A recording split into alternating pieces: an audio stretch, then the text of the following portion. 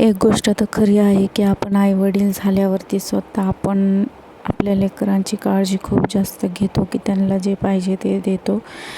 तर आता अंशला स्कूलमध्ये कंदील बनवायला सांगितलं, म्हणजे त्याला प्रोजेक्ट दिला आहे तो. तर आम्ही दोघांनी पण त्याच्या कंदील बनवायसाठी एवढे कुटाणे केले खूप जास्त. म्हणजे त्याला डेकोर करायला सामान वगैरे आणलं, तिकडं गेलो, दिवस रात्र त्याचं कंदील बनवायला गेला, अख्खा दिवस गेला. एवढं कधी स्वतःच्या स्कूलमध्ये जायच्या वेळेस पण केलं नसेल तेवढं अंशच्या स्कूलमध्ये जायच्या वेळेस करावं लागतं.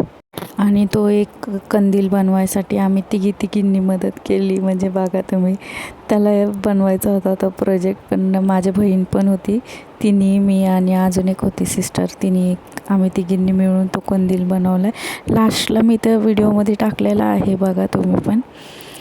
कसा बनवला आहे ते कमेंट करून सांगा. आणि आता दिवाळी आहे म्हणून सगळे प्रोजेक्ट सांगायला लागलेत स्कूलमध्ये वेगवेगळे.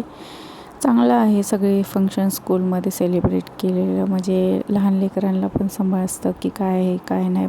तर इथं बघा कंदीलचा फायनल लुक. तर तुम्ही कमेंट करून सांगा कसा आहे कंदील वगैरे.